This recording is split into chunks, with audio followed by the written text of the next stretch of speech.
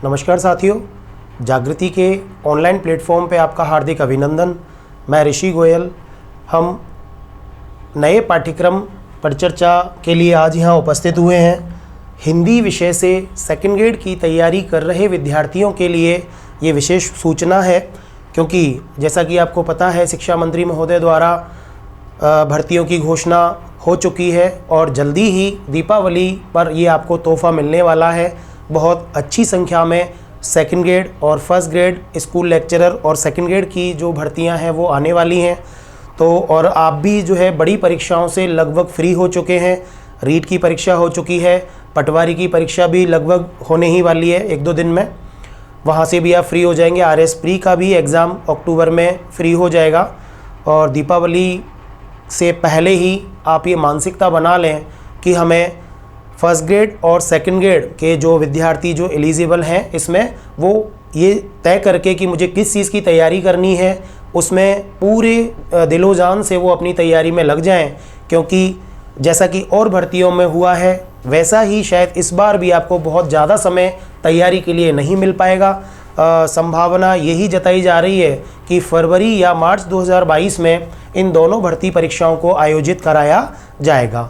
तो आज हम उन विद्यार्थियों के लिए जो हिंदी विषय से, हिंदी साहित्य विषय से द्वितीय श्रेणी अध्यापक की तैयारी करना चाह रहे हैं, उनके लिए हम एक पाठ्यक्रम परिचर्चा या पाठ्यक्रम विश्लेषण लेकर के उपस्थित हुए हैं कि किस प्रकार से इस परीक्षा में अच्छे अंकों से सफलता अर्जित की जा सके। तो चलिए आइए ज़रा इसके पाठ्यक्रम को समझते हैं, कौन सा पाठ्यक्रम कितना महत्वपूर्ण है और उसको किस तरह से पढ़ना है। अभी हम इस पर चर्चा करेंगे। एक और सूचना आप लोगों के लिए, क्योंकि जागृति क्लासेस का 5वां स्थापना दिवस 26 नवंबर 2021 को है, उस उपलक्ष्य में जागृति क्लासेस की ओर से हमारे यहाँ चलाए जाने वाले सभी बैचेज़ में सभी के लिए 50% की छूट दी जा रही है। जो विद्यार्थी दीपावली से लेकर के 26 नवंबर तक एडमिशन हमारे यहाँ अगर लेता है तो सभी कोर्सेज पे 50% की छूट उनको मिलेगी। तो चलिए आइए हम हिंदी विषय द्वितीय श्रेणी अध्यापक, द्वितीय RPSC द्वारा आयोजित द्वितीय श्रेणी अध्यापक जिसको सेकंड ग्रेड कहा जाता है, उसके पाठ्यक्रम पर चर्चा जो कि हिंदी विषय की है उस पर हम चर्चा करते हैं। आइए देखिए, जैसा कि आपको पता है कि सिलेबस अभी पुराना ही है, नया सिलेबस RPSC ने अभी जारी नहीं किया है और संभवतः सिलेबस में चेंज होने की मतलब संभावना नहीं है। लगभग यही सिलेबस रहेगा। केवल जो पुस्तकें हैं कक्षा 9 से लेकर के 12वीं की जो पुस्तकें यहाँ चलती हैं उन पुस्तकों को लेकर के आपको ज़रा ध्यान से, जो अभी इस सत्र में जो पुस्तकें चल रही हैं वो किताबें आपको खरीदनी है। बाकी बहुत ज़्यादा चेंजेस इस सिलेबस में नहीं होंगे। तो देखिए, ये परीक्षा RPSC द्वारा आयोजित की जाती है। इसमें 2 पेपर होते हैं। सेकंड ग्रेड का जो पेपर होता है, सेकंड ग्रेड शिक्षक वाला, उसमें 2 पेपर होते हैं। पेपर फर्स्ट जो कि GK GS का पेपर होता है, इसमें 100 प्रश्न होते हैं जिनका अंक भार होता है 200। 100 प्रश्न 200 यानी कि प्रत्येक प्रश्न 2 नंबर का होता है या 200 मार्क्स का ये पेपर होगा। एक दूसरा पेपर होता है जो कि आपके संबंधित विषय का होता है, यानी कि जो हिंदी साहित्य के विद्यार्थी हैं जिन्होंने ग्रेजुएशन में हिंदी लिया हुआ है वो हिंदी से देंगे, जिन्होंने संस्कृत से देना है वो संस्कृत से देंगे, साइंस वाले सब्जेक्ट से देंगे जैसे मैथ्स है या साइंस है। इस तरह हम बात कर रहे हैं हिंदी साहित्य विषय की और यहाँ हर विषय में 150 क्वेश्चन, 150 प्रश्न आएंगे जिनका अंकभार होगा 300। ठीक है, यहाँ भी प्रत्येक प्रश्न 2 नंबर का होगा। तो ये टोटल मिलाकर के आपका स्कोर हो गया 200 और 300 में से 500। ठीक है, 500 नंबर का पूरा पेपर आपका होने वाला है। उस पेपर में फर्स्ट पेपर जिसकी हम बात कर रहे हैं जो सभी के लिए कॉमन होगा, उस पेपर में राजस्थान की हिस्ट्री और कल्चर, ठीक है, ये राजस्थान पे यहाँ ज़्यादा फोकस किया गया है ना। तो यहाँ राजस्थान का इतिहास और संस्कृति जो आपके सिलेबस में है। इसके अलावा राजस्थान की ज्योग्राफी आएगी आपको सिलेबस में। एक करंट अफेयर्स ऑफ राजस्थान और राजस्थान का समसामयिकी करंट अफेयर्स जो है वो इस एग्ज़ाम में पूछा जाएगा। इसके अलावा ये तो हो गई 3 पॉइंट तो हो गए राजस्थान से संबंधित। एक है general knowledge of world and India.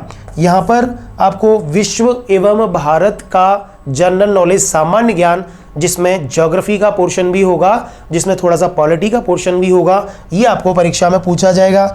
और इसके अलावा एक सबसे अंतिम और महत्वपूर्ण जो फर्स्ट पेपर में है, एजुकेशनल साइकोलॉजी।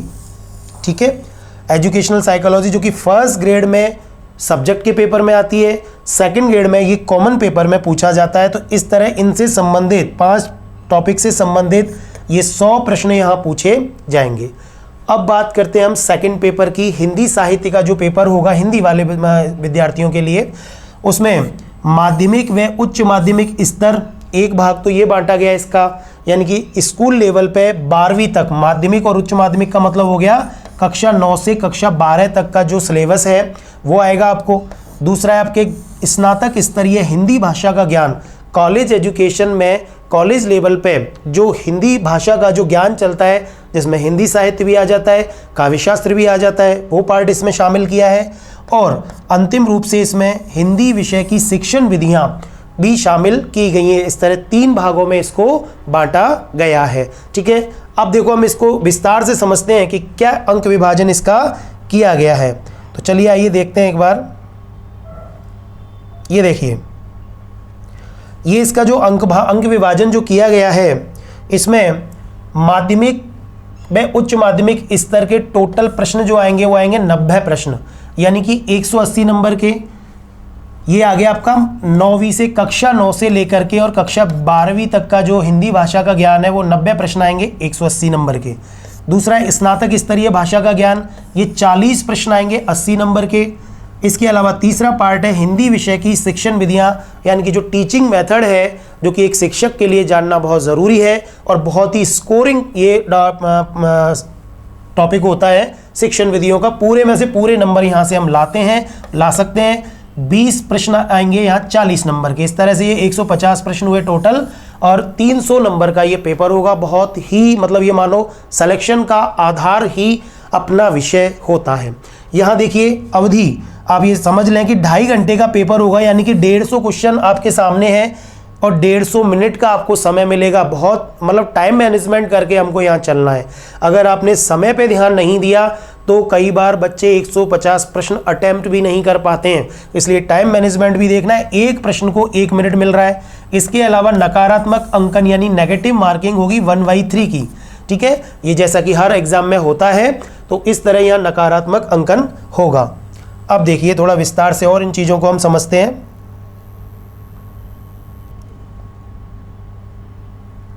ये देखिए, ये पार्ट, इसमें जिन 3 पार्ट की हमने बात की, पहला पार्ट है माध्यमिक व उच्च माध्यमिक स्तर का। माध्यमिक और उच्च माध्यमिक स्तर के पार्ट को भी यहाँ पर 2 भागों में बांटा गया है। पहला है ए पार्ट या ए। अब इसमें तो पूरी व्याकरण है आपके, जैसे देखिए वर्ण विचार का टॉपिक है, जिसमें स्वर व्यंजनों के प्रकार, प्रयत्न और स्थान की दृष्टि से पूछा जाएगा। दूसरा है शब्द विचार, जिसमें तत्सम, तद्भव, देशज और विदेशी शब्द पूछे जाएंगे। तीसरा है विकारी शब्द, संज्ञा, सर्वनाम, विशेषण, क्रियाओं के भेद एवं उदाहरण। चौथा है अविकारी शब्द, इसमें अव्यय जिसको कहा जाता है, अव्यय से संबंधित प्रश्न होंगे। पांचवा है वाक्य विचार, जिसमें वाक्य में शब्दों के क्रम और वाक्य के भेद, आश्रित उपवाक्य के भेद एवं उदाहरण यहाँ पूछे जाएंगे।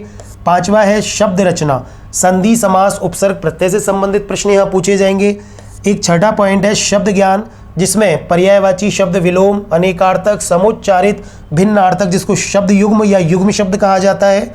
वाक्यांश के लिए एक शब्द या जिसको एकल शब्द भी कहा जाता है, वन वर्ड जिसको कहते हैं, एकल शब्द। एक 7वां पॉइंट है लेखन शुद्ध, शुद्ध लेखन या लेखन शुद्धि, वर्तनी की शुद्धता और वाक्यगत अशुद्धियों का सुधार। यहाँ पर जो शब्द शुद्धि होती है और जो वाक्य शुद्धि होती है वो टॉपिक दिया हुआ है ये। एक है भाषा का ज्ञान, जिसमें लोकोक्ति, मुहावरे आपसे पूछे जाएंगे। एक अपठित गद्यांश और पद्यांश आधारित व्याकरण से संबंधित प्रश्न आएंगे। और एक अंतिम भाग है, 9वां भाग, जो व्याकरण का नहीं है, राष्ट्रभाषा, राजभाषा, खड़ी बोली, देवनागरी लिपि में सुधार का इतिहास। ये एक तरह का इतिहास से संबंधित, हिंदी साहित्य के इतिहास से संबंधित टॉपिक है। अब देखिए ये जो ए पार्ट है, इस ए पार्ट में आपको यहाँ से 45 प्रश्न पूछे जाएंगे, ये फिक्स है। ये 45 प्रश्न यहाँ से पूछे जाएंगे, जिनमें से कम 40 से 42 प्रश्न तो होते हैं व्याकरण के। ये जो व्याकरण वाला पार्ट है 40 से 42 प्रश्न, और 2 या 3 प्रश्न यहाँ भाषा वाले इस प्रकरण से पूछे जाते हैं, जो देवनागरी लिपि और खड़ी बोली में सुधार के इतिहास या भाषा से संबंधित होता है। चलिए अगले बिंदु पे आते हैं कि दूसरे में क्या है। ये देखिए, ये दूसरा वाला जो पार्ट है बहुत ही महत्वपूर्ण पार्ट है परीक्षा की दृष्टि से, अंक भार की दृष्टि से और सफलता प्राप्त करने की दृष्टि से बहुत ही महत्वपूर्ण ये बिंदु है। आ पार्ट जिसको कहा गया है कक्षा 9वीं से 12वीं तक की रचनाओं, रचनाकारों का समावेश इस पाठ्यक्रम में किया जाएगा। आपकी अध्ययन की सुविधा के लिए मैं यहाँ पे किताबों के नाम भी मैंने लिखे हुए हैं। पुरानी किताबों से आपको बचना है, देखना है कि पुराने सिलेबस की किताब गलती से आप उनमें मेहनत ना कर लें।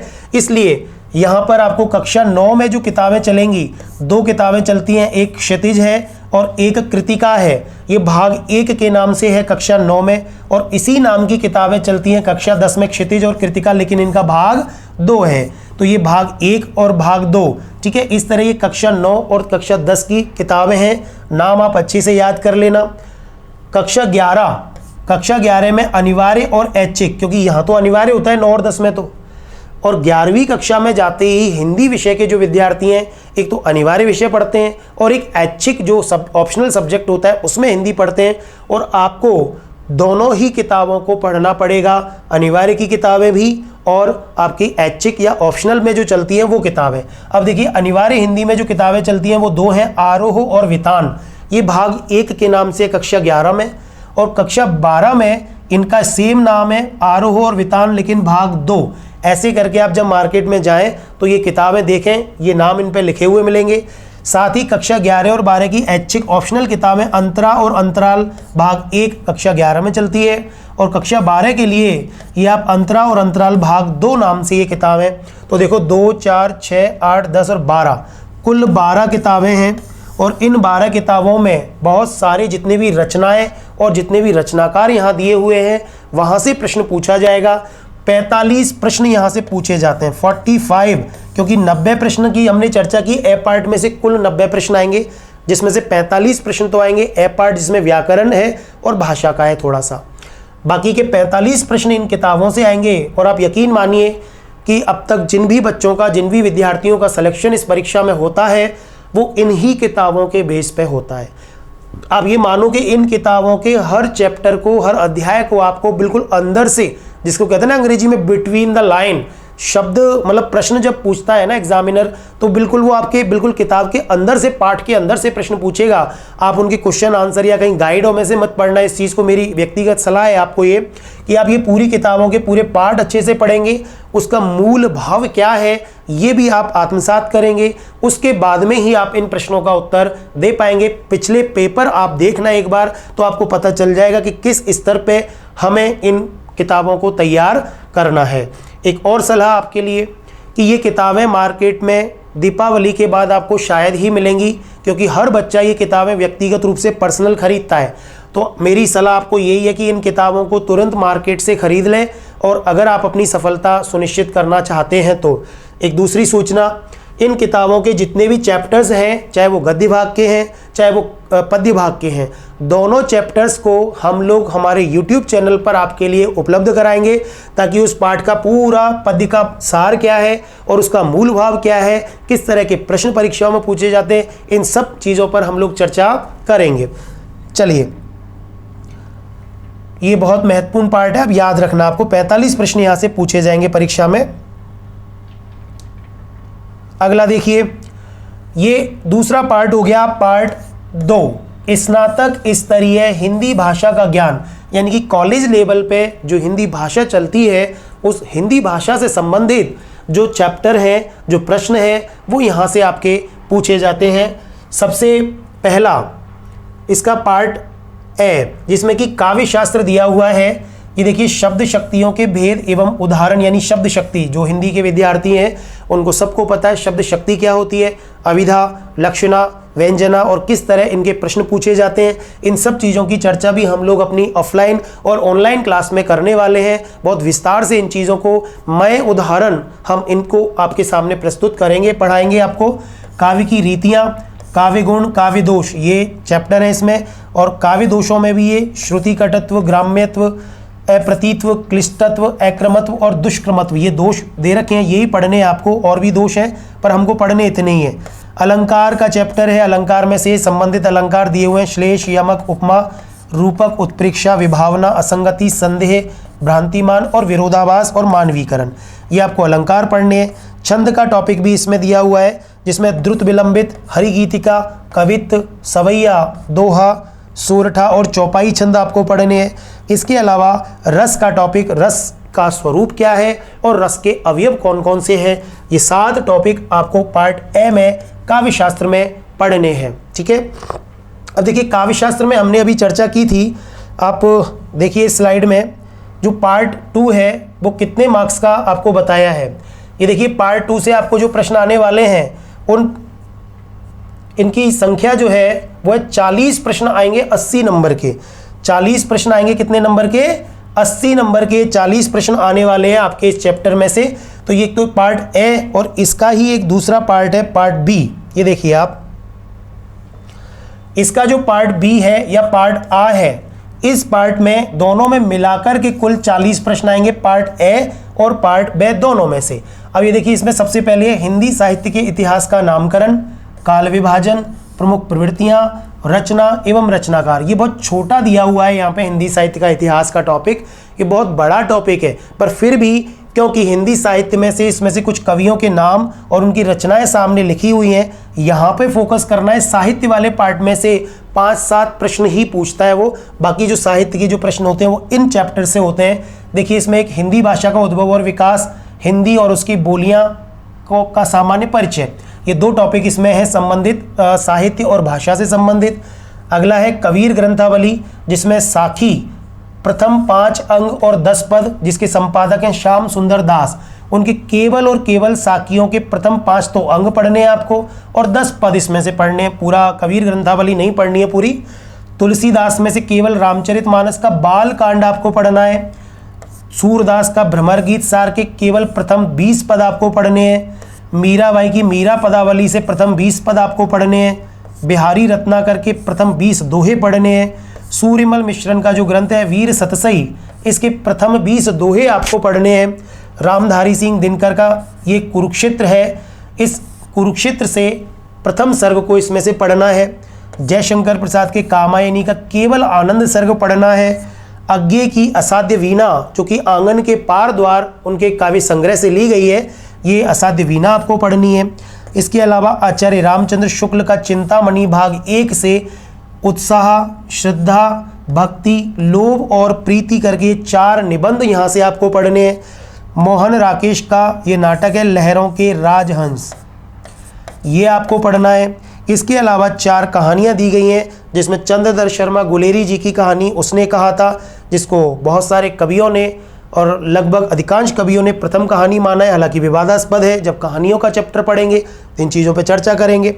राजेंद्र यादव का जहां लक्ष्मी कैद है, मोहन राकेश की कहानी है एक और ज़िंदगी, और निर्मल वर्मा की कहानी है परिंदे। तो इस ए पार्ट और बी पार्ट से अगर आप कैलकुलेशन करेंगे तो दोनों से लगभग 15 और 25, ये वाला पार्ट फिर भी इम्पोर्टेंट है। 25 प्रश्न यहाँ से कम वो पूछेगा, और काव्यशास्त्र वाले पार्ट से 12 से 15 प्रश्न ही पूछे जाते हैं, इसलिए बहुत महत्वपूर्ण पार्ट है परीक्षा की दृष्टि से ये। ठीक है, इन सारी रचनाओं का सार भी हम हमारे ऑनलाइन प्लेटफॉर्म पे आपको उपलब्ध कराएंगे, चाहे ऐप के माध्यम से चाहे यूट्यूब के माध्यम से, ये सारी चीज़ें आपको हमारे ऑनलाइन प्लेटफॉर्म पे मिलेंगी।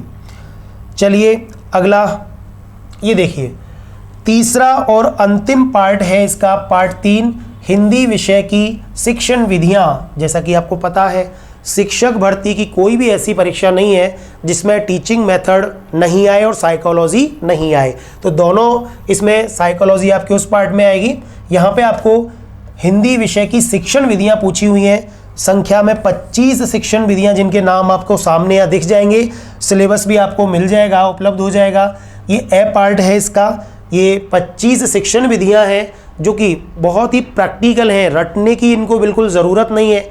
जब आप क्लास लेंगे तो आपको पता चल जाएगा कि कैसे अनुकरणात्मक विधि का मतलब क्या होता है। जैसा कि आप जानते हैं बचपन से कि बच्चा अनुकरण के माध्यम से सीखता है, जैसा देखता है वैसा ही वो करता है, बिल्कुल प्रैक्टिकल है सारी विधियां। मैं नाम नहीं ले रहा हूँ यहाँ पे, आपको यहाँ दिख रही होंगी 25 की 25 विधियाँ। बस बात ये है कि ये जो टॉपिक है पूरा, ये हिंदी भाषा की शिक्षण विधियों का जो पूरा पार्ट है बहुत ही स्कोरिंग पार्ट है। इसके अलावा इसमें ये देखिए ये दूसरा पार्ट ये भी है आ पार्ट, ये भाषा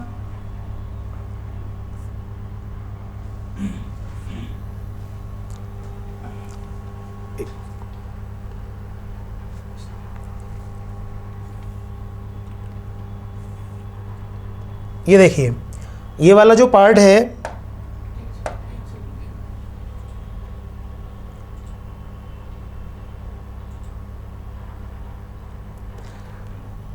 ये देखो, ये आ पाठ जो है इसमें से पाठ योजना, भाषा पाठ योजना का प्रारूप और उसके पदों का ज्ञान, सूक्ष्म शिक्षण की अवधारणा का ज्ञान और कुछ शिक्षण कौशल यहाँ पे आएंगे आपके, जैसे प्रस्तावना है, प्रश्न सहजता कौशल, खोजपूर्ण प्रश्न कौशल, प्रदर्शन कौशल, व्याख्या, प्रबलन और शामपट्ट कौशल।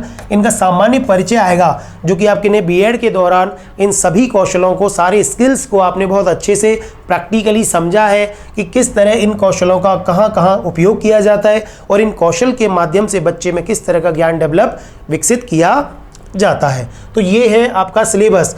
इन दोनों पार्ट में से यानी कि पार्ट 1 और पार्ट 2, इन दोनों में से आपके 20 प्रश्न परीक्षा में पूछे जाएंगे। ये 20 प्रश्न पूछे जाएंगे परीक्षा में।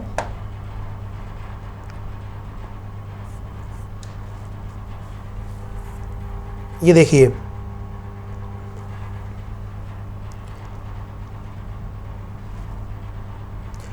ये जो पार्ट दिया हुआ है इसमें से 20 प्रश्न आपके परीक्षा में पूछे जाएंगे, दोनों में से, ए पार्ट और बी पार्ट दोनों में से। तो ये बहुत ही स्कोरिंग इसका पार्ट है। एक बार हम और उस पुराने उस पर डिस्कशन उस पर चलते हैं। ये देखिए ये वाला देखो, एक बार और हम इसकी चर्चा करने वाले हैं फाइनली। ये देखिए आप, इसमें माध्यमिक और उच्च माध्यमिक स्तर के जो 90 प्रश्न हैं 180 नंबर के, यहाँ आपको 90 में से 90 प्रश्न पूरे सही करने हैं, 180 नंबर लाने हैं। कोई एक प्रश्न के छोड़ने की भी गुंजाइश नहीं है अगर आपको सिलेक्शन लेना है तो। और एक दूसरा ये शिक्षण विधियों वाला पार्ट 20 प्रश्न यहाँ से आपको करने हैं, तो ये मान के चलिए 18 और 4 22, 180 और 40 नंबर मिलाकर के ये 220 नंबर तो आपको छोड़ने नहीं है। 220 में से 220 लाने ही है। और ये जो 40 वाला 40 नंबर का पार्ट है, क्योंकि यहाँ से साहित्य के प्रश्न पूछे जाते हैं, काव्यशास्त्र के प्रश्न पूछे जाते हैं, कोई ऐसी पंक्ति पूछ ली, कोई ऐसी राइटर की पुस्तक पूछ ली जो हो सकता है नहीं आए, इधर उधर हो जाए, तो ये मान के चलिए कि 25 के आसपास हम यहाँ से प्रश्न करेंगे तो 50-60 प्रश्न 50 के आसपास स्कोर यहाँ से हम कर सकते हैं। तो 270 स्कोर का टारगेट 300 में से आप लेकर चलेंगे तब जाकर के कहीं सिलेक्शन होगा। ये मान के चलिए कि बहुत ज़्यादा मेरिट यहाँ से जाती है। 500 नंबर का टोटल पेपर होता है, फर्स्ट ए पार्ट पेपर 1 और पेपर 2 दोनों में से 350 तक जो है इसमें सिलेक्शन, मतलब 350 प्लस नंबर लाने पे सिलेक्शन की आप उम्मीद कर सकते हैं। ठीक है, तो एक और सूचना जो कि मैंने आपको अभी शुरू में भी बताई थी, जागृति क्लासेस में एडमिशन लेने वाले, ऑफलाइन एडमिशन लेने वाले बच्चों को और ऑनलाइन एडमिशन लेने वाले बच्चों के लिए जागृति क्लासेस के 5वें स्थापना दिवस के उपलक्ष्य में सभी कोर्सेज पर 50% की छूट दी जा रही है। ठीक है, तो हम मिलते हैं अगले वीडियो में। धन्यवाद।